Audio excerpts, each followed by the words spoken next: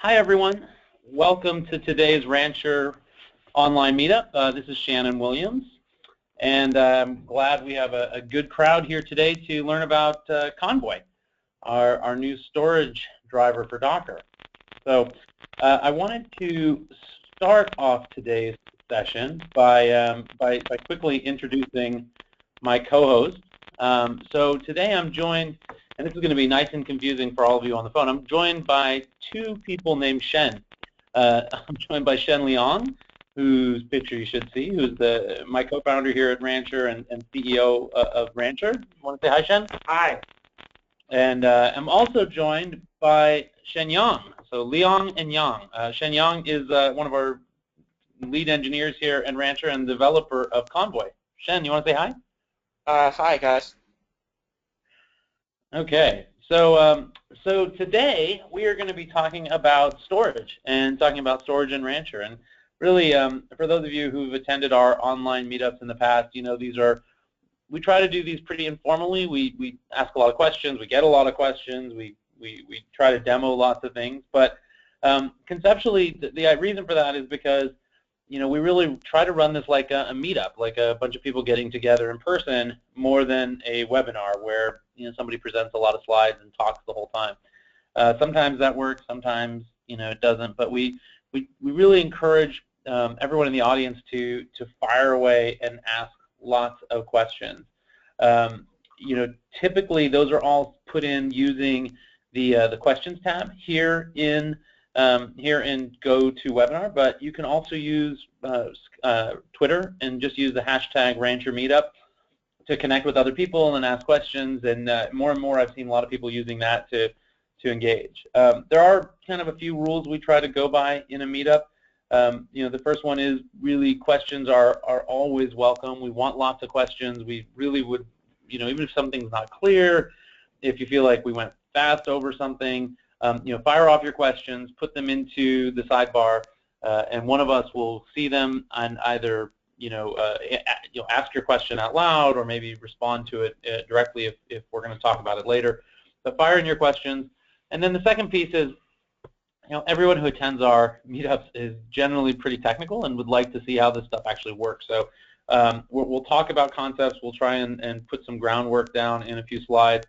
But by and large, we're going to demo some more and just keep demoing, to respond to your questions. So if you want to see something like, hey, how did you do that? Or, that looks really well, but could you do it this way? Just ask, and we'll try and show you it in the context. And that means, the other half of that is just keep the slides to a minimum. So today's agenda is it's a little bit different than our normal meetups because it's really just it's sort of an announcement meetup. We're going to introduce a new project called Convoy, and Shen Liang is going to talk a little bit about it, walk through the context, what it is, how we built it. But we're also going to talk a little bit about the context of where it fits within the work we're doing at Rancher and where this is. In a lot of ways, Convoy is our first step in storage. We have a lot of stuff we're working on that sort of continues to extend Convoy. So we want to talk about Convoy and talk about it in context. And then Shen Yang is going to do a demo and show you, how to use Convoy to back up an application. And then, when we're done with that, we'll sort of talk a little bit more at the end about where this is going and, next steps in container storage. And if we haven't already answered all your questions, obviously feel free to pound us with questions at the end, and we'll get through them then. Okay, so let's get started jumping into the context. I wanted to sort of set a little bit of the stage before Shen started off because persistent storage is an area that we've been talking about in containers now for about a year and a half. And in a lot of ways, it's been one of these big unresolved challenges for people that are trying to use containers.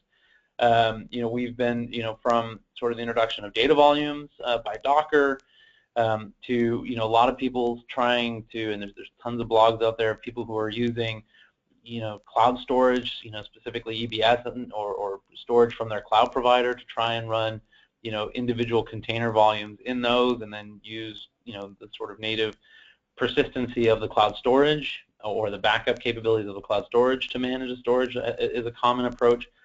Hopefully a lot of you have had a chance to look at something like Flocker, which has been around now for for about a year as a way of doing, container data management within a cluster. So there's been approaches, there's been a lot of steps that have gone to trying to address this problem, but I think for a lot of people it remains sort of a tricky part of containers is how to do storage. And it's partly because there's a couple vectors to this problem. Not only do you have to be able to, as usual with storage, be able to back it up and recover it and potentially move it in places. But with Docker, you may have lots of volume sitting within something that is today one volume, and so there's a lot of unique challenges that come up with storage in containers, and now I think we're really heading into a period where we're going to see a lot of relatively rapid improvement in storage around containers. And I think a lot of it comes from, just the most recent release of Docker. With 1.8 now, Docker introduced the idea of storage volume drivers. And that is, I think that's great for technologies like Convoy and Flocker and whatever people want to innovate on, because it allows you to start managing the data volumes, the containers data directly from the CLI or the API of Docker. And with that, I think we're going to see a lot of innovation. And so with that, I want to turn it over to Shen Liang, and he's going to talk a little bit about Convoy and what it is and how it works with Docker. Hi, this is Shen. So Convoy is what we call a generic volume driver for Docker. It is a standard volume driver. It is sort of generic in the sense we've heard from users of Rancher that they really have varied interests in integrating with different kinds of storage backends. And one of the really the main issues we had to address with Convoy, which even led us down this generic driver path, is because just about every storage backend supported additional features beyond what the Docker volume plugin API was able to offer. And that's because ordinarily given some kind of a driver framework or plugin API, I mean, you would just kind of go ahead and implement that plugin API as a driver. And in some sense, we're kind of create a Convoy is a very small lightweight framework that we created almost like on top of an existing Docker volume plugin framework. And the reason we had to do that was just to expose these features.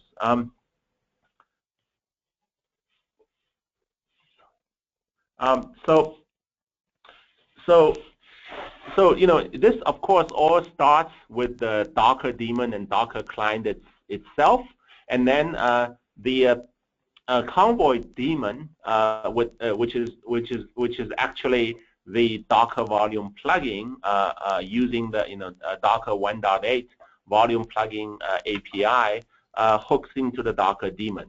And with this kind of basic setup, the standard Docker volume commands would just go through the Docker client.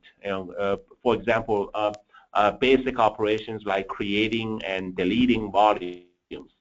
But as I said earlier, there's a need to support additional operations that are specific to certain backends that the standard Docker volume plugin API doesn't support yet. So for that, we introduce a Convoy client, and Convoy client and Convoy daemon are actually the same executable, just like the Docker client and Docker daemon. Docker daemon runs as Docker-D, and Convoy does the same thing. And with the Convoy client, you can issue these essentially backend specific volume snapshot and backup operations. Then in the back end, where we can write a variety of drivers for different kind of storage backends, and I explained we actually started with the Linux Devicemapper. That's actually been supported as part of the proper Docker graph driver for a while, used to manage essentially the root volume of a Docker container. But here, we're primarily focused on using device mappers to manage Docker data volumes, and especially on exposing snapshot and backup and restore functionalities using the thin provisioning and clone capabilities in Devicemapper.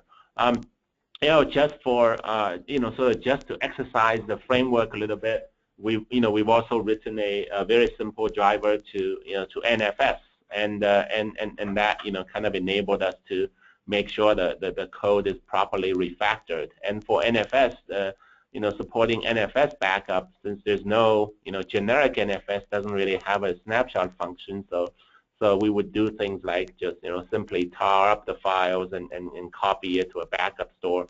And I think we haven't done it yet, but going forward, there's definitely interest coming from the community asking us to support popular storage mechanisms like Amazon EBS. The Devicemapper backend is probably where we've spent the most effort getting the initial Convoy volume driver up and running. And as I said earlier, Devicemapper is quite powerful. Other than the fact that it actually doesn't support replicated storage or mirrored storage across multiple nodes, it really has a lot of the core capabilities of a modern block device. It supports thin provisioning, supports snapshots, and we've written some code ourselves to intelligently take incremental backup of the snapshots and store it to say something like an Amazon S3 or perhaps a network file share. And then once it's stored there, the backup is really no longer associated with a particular host. So if you lose the host, you can very easily restore that to another host. And Shen Yang is going to demonstrate that later in this discussion. As I said earlier, EBS is a fairly important candidate that we're fairly popular storage backend that we're planning to support, and EBS is great because especially because its snapshot and backup semantics is very similar to what we've done with Devicemapper. And ZFS, I said we've done a simple NFS driver, but NFS doesn't support snapshot and efficient incremental backup out of the box. But ZFS does that. With ZFS, you can really take infinite number of snapshots, and you can stream the delta out to a backup. So we'd be able to support essentially the same kind of semantics with ZFS as well. But ZFS is not a distributed storage. If you want distributed storage, you have solutions like Ceph and Gluster, which there's quite a bit of interest in for us to support. I mean, again, I think drivers for many of these things are probably native drivers for many of these storage backends are most likely already available for Docker in one form or another. And really the reason we're kind of doing it again for Convoy is just, Convoy provides an interface for us to expose additional capabilities like backup, snapshot, and restore. So I just kind of want to dive one level deeper on how the Devicemapper driver really works. So this is a Linux host, and then imagine a Linux host has a number of local disks. Again, Devicemapper, like I said earlier, is not a replication solution or a mirroring across multiple disks or multiple host type of solution. But of course, there's nothing preventing you from instead of having local disk, you could have a disk coming from a SAN device or a SCSI device, or you set up local Linux RAID. So you could still have redundancy. It's just Devicemapper is not going to manage it for you. And so assuming you have one or more disks, you would typically the way things are done in Linux, you would set up some LVM partitions, logical volume manager partitions, and Devicemapper actually for every Devicemapper pull it requires 2 partitions. One is just a very small partition it uses to store metadata, and the other is a larger partition. That's where majority of the space should go. It's actually used to store the data, and then Devicemapper would come in and start to really thin provision volumes on top of the logical volume manager, the data partition, and of course it uses the metadata partition as well. And you see here the Devicemapper actually implements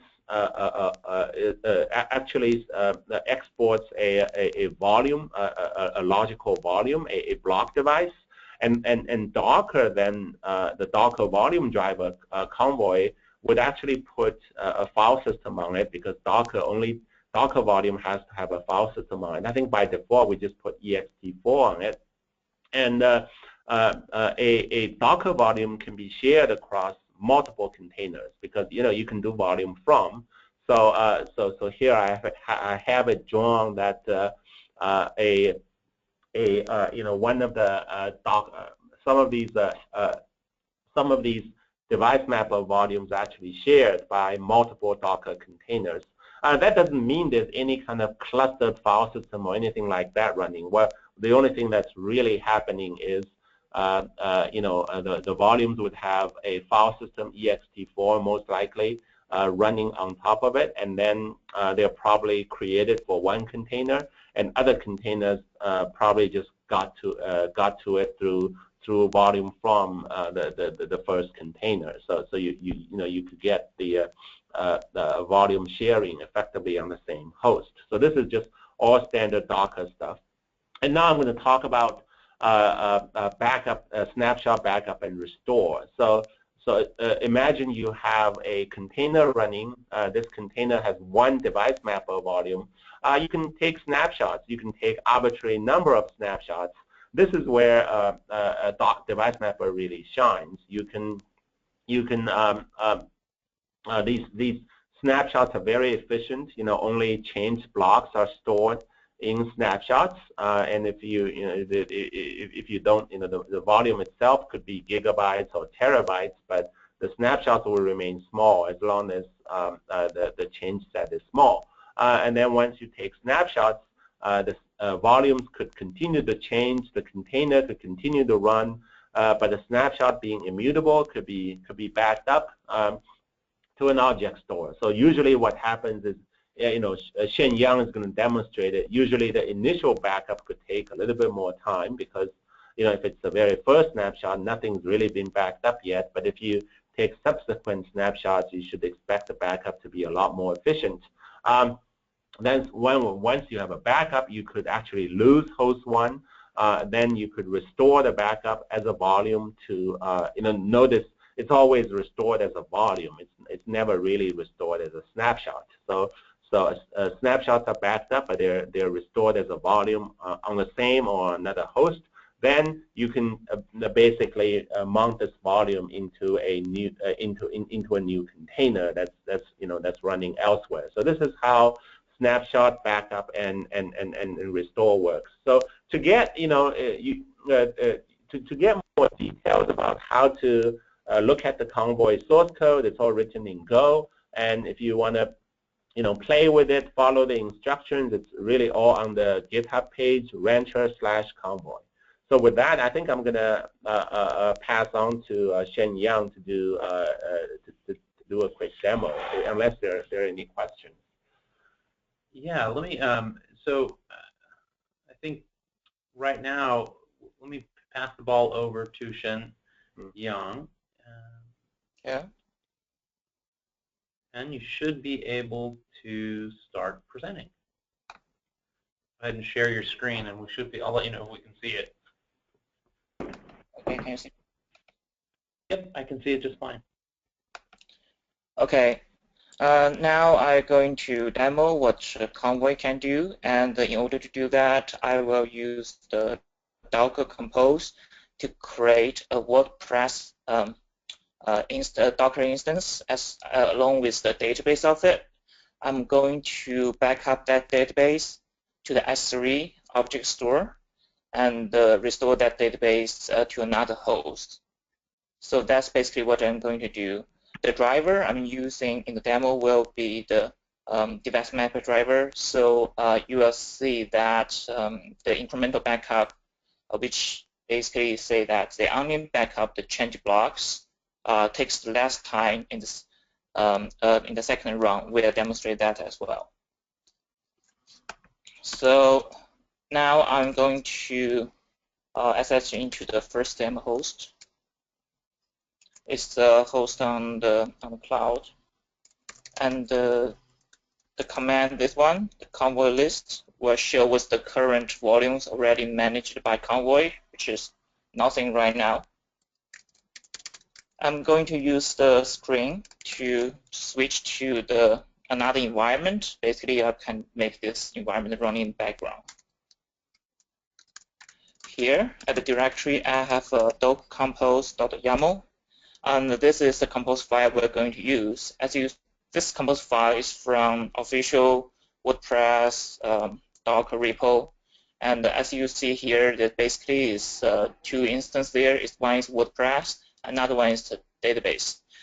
You see that the last 3 lines of database description we add here is what we modify to the original YAML file. We add 2 things.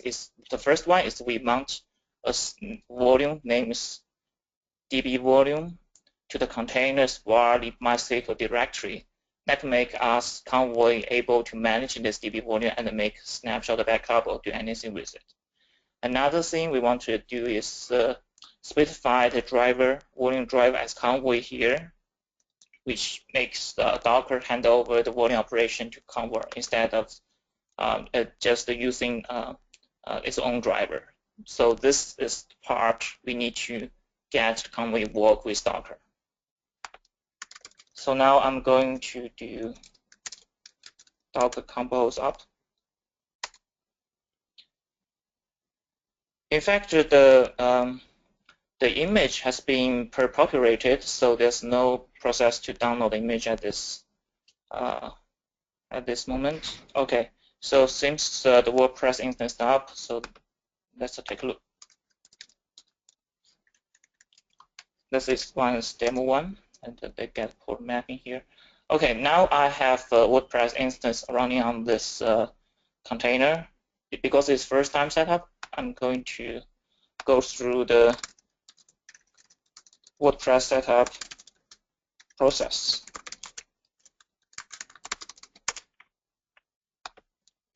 Hey Shen, a question just came in from Hussein Galal. He was asking if what kind of backend storage are you using with Convoy right now? Is this Devicemapper?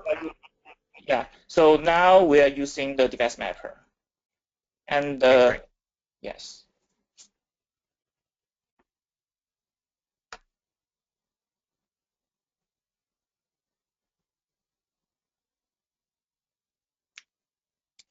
Okay, let me modify something on this instance.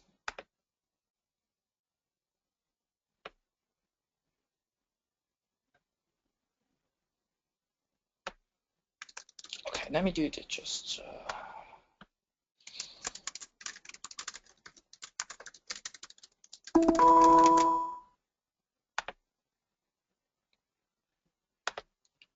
Okay, now I modify something for this WordPress instance, so that reflection should be shown on the website. As you see that we changed the name to Convoy Demo, and we add the first post here. So now I'm going to do the snapshot for this instance, because every data stored in the for the WordPress is stored in the database container, and we can just snapshot that volume and just preserve everything we have done to this WordPress instance. Now, the first thing I want to show you that is now we should have a volume created. Let's see. The name is db volume, and we are using Devicemapper. The size is 1 gigabit, and the data information about it. Now I'm going to do the snapshot for it.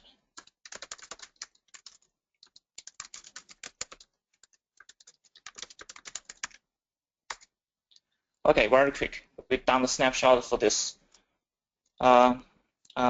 DB volume, and I'll do the backup for it.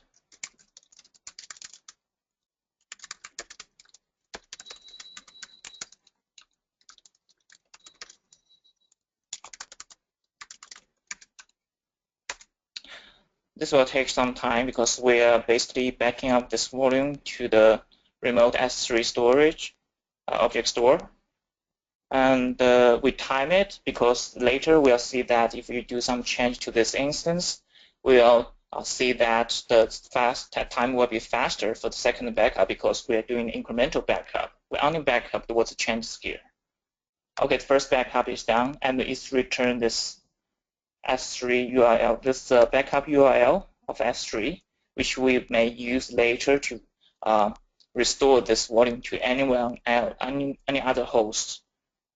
So this is the only thing you need, and you don't need to keep the original host on or anything like that. This URL is the only thing you need to get back to this volume. And now we are going to do a little change for this WordPress. Now I think the stream is too down for the default value. I will change the theme to, say, this one, 2014. Okay, let me see what changed. Yeah, it looks a little bit better. Still mostly black. Anyway, I'm going to take another snapshot.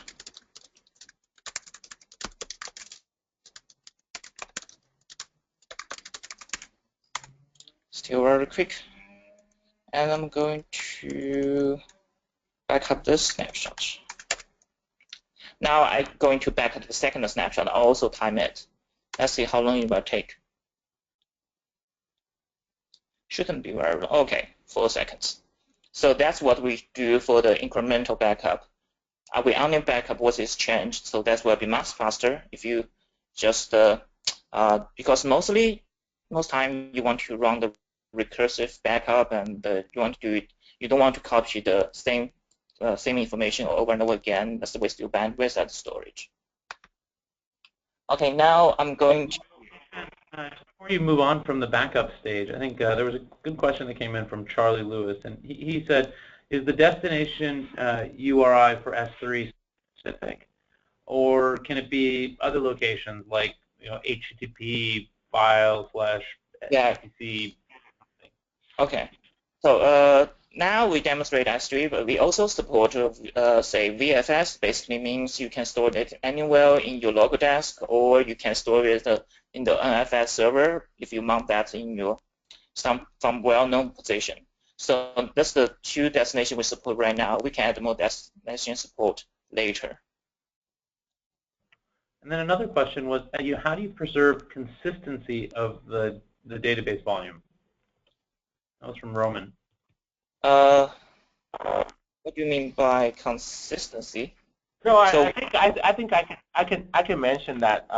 So I think he's asking about crash consistency versus application consistency. So this type of snapshot is like EBS snapshot. It's taken entirely without the knowledge of the application, without the knowledge of the of the container. So the way you're going to make it application consistent is when Shen did the demo, he kind of just went behind the back and did the snapshot because this WordPress site is just not very busy. There's nothing going on, so probably the crash consistent snapshot is probably okay. But in a real production scenario, what you typically want to do is you probably want to Docker exec a query script to make sure you kind of put the database in a reasonably good state. Then you kind of pause the database and you do the quick snapshot, and then you resume the database, and then application continues to run, and then you can take as long as you want to actually back up the snapshot. Great. Let me know if that answers your question, Roman. Go ahead, Shen. Okay. So now I'm going to shut down this this container we just made. Just make looks like say we lost connection or something like that. Okay, that's down. And now we no longer able to access to this. Yeah.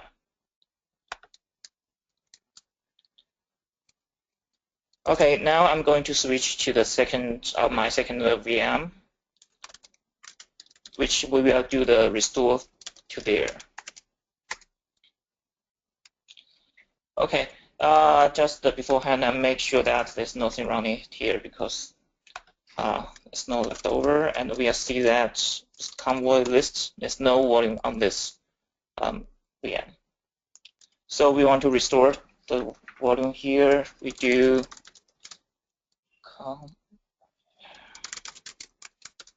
we want to keep the same name here because that this Docker Compose only recognizes this volume. And we just need this URL.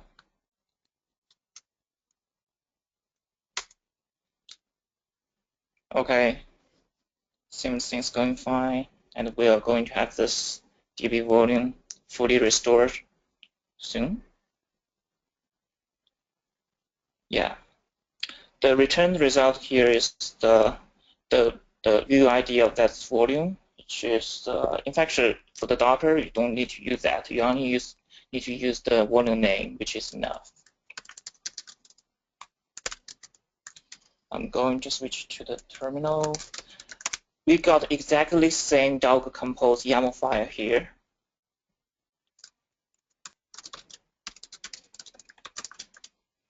And we just get that's it running. Now let's see what we have on the demo 2. Yeah, that's what we back up from the demo 1, and now we restore the backup in demo 2, and everything looks fine. That's concluded my demo. Cool. Any question? Hey, Shen, yeah, I have a couple questions. There's a couple questions that came in. The first is, in this case, though, you're basically doing all this on a single host, correct? So this is one host that you're running locally or in the cloud or somewhere, correct? Or just two separate? No, it's two hosts. There's two hosts running on the Google Cloud. There's demo 1, two hosts. Got it. So you're running this across two hosts. Could these two hosts be anywhere on any different cloud or physical bare metal? I mean, really any two Linux hosts, correct?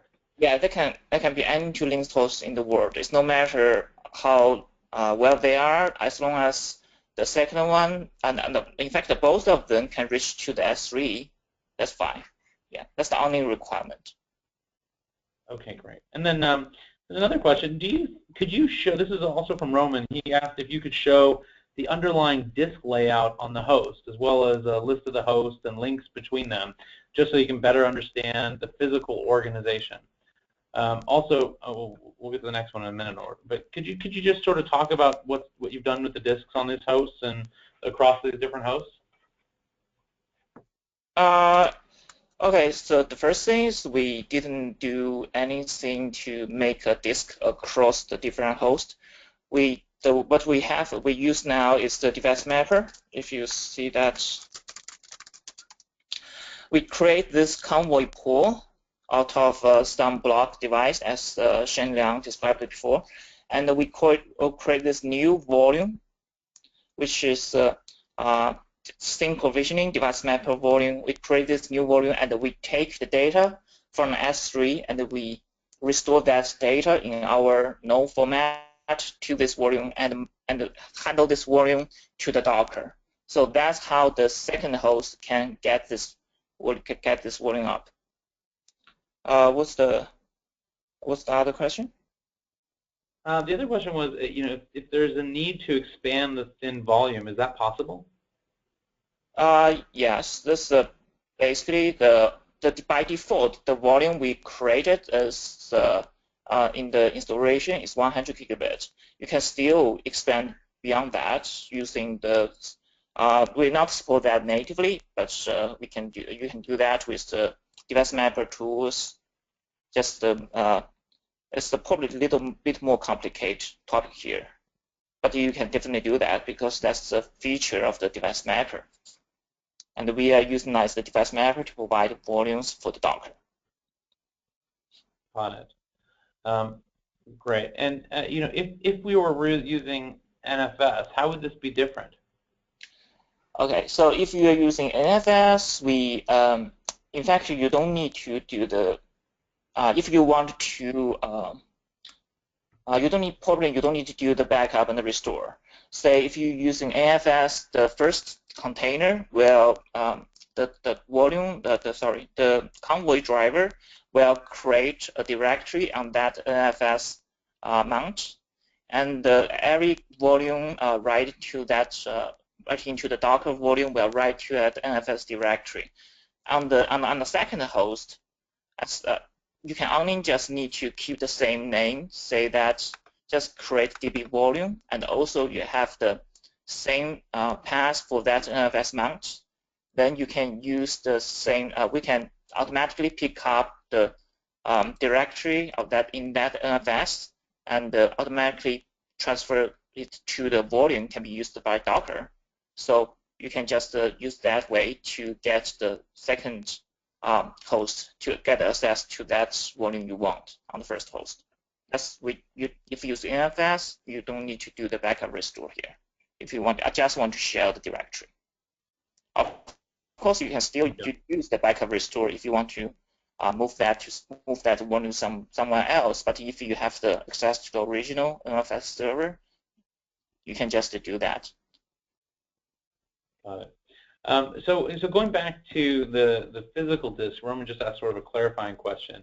To be clear, in the case of Devicemapper, the underlying physical disk can be expanded, which would then add space to the thin Docker volumes, correct? Yeah. Like if you needed more capacity for some reason on a host or virtual machine, you could just add additional physical disk or additional disks, and that adds capacity. Yeah, I think. Correct? Yes. Yes. Yeah. Basically, I think that basically you want to add more disk to the. I think you can add more disk through the LVM, and you can resize that pool. That's basically what's the everything volume stored in this pool. You can just extend this pool and to contain more volumes. And also, also possible for you just modify the size, just extend the size to the bigger for the volume. But you probably need to tweak the file system a little bit. Excellent. Okay. Very helpful. So another question came in from Marcelo, and Shen, this would probably Marcelo Aguero. This is a question for you. Are there any plans to support Gluster FS? No, I mean, we're not actively working on that right now, but I think that's we just based on the demand, we certainly will welcome community contribution. So we'll look at. I think the immediate next thing that we're going to work on is actually AWS EBS, and then which should be extremely trivial, and then we look at others. Yeah, definitely. Gluster and Sapper too that we've heard people suggest, and there's others, NetApp, other things. One of the things you mentioned community support and community development. I mean, obviously Convoy is open source and it's open source, but it's also a framework, which means that anyone can write a driver for anything that they think might be useful. So if somebody wanted to write a driver, Shen, what would a good starting point? I mean, is there documentation on how to do this? Is there a good guide? Would you suggest they get in touch with us and we can help them? I mean, what's the right way for someone who wants to write a driver to get involved? Okay, so, I think now I'm going to give to my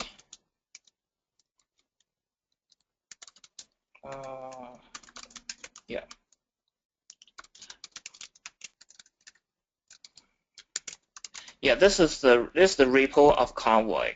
So what the driver interface looks like is here. Oh yeah, that really looks bad. Sorry.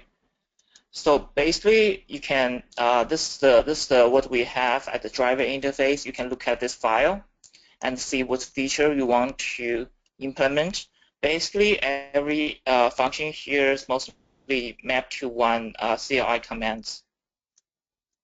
This is the interface place, and also you can take a look at the web driver. Yeah, it's VFS storage. And this is the driver we wrote for VFS. I think it's only take me 1 day or two to get this thing down. And you can take a look at this to see what's the simple driver looks like and what thing you want to do. We'll definitely add more documents for how to write driver for the Convoy in the future. Got it.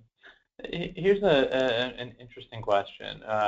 What happens when the container is relaunched on another host while its volume remains on the original host? Does it degrade performance of that moved container? And I'm trying to understand the question here a bit, but I think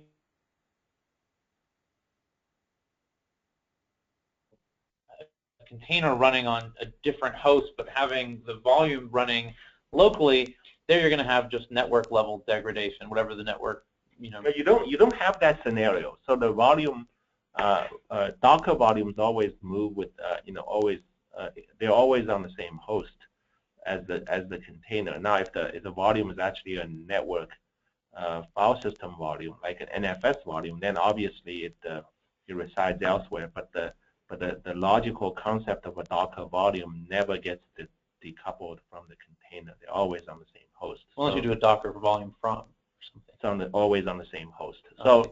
So as Shen has demoed, when he took a snapshot on host 1 and then backed it up to S3, then he moved to host 2 and then restored the volume to host 2. Then he starts the new container on host 2. He cannot start say a container on host 2 expected to mount a container from host 1. That's just not how Docker works.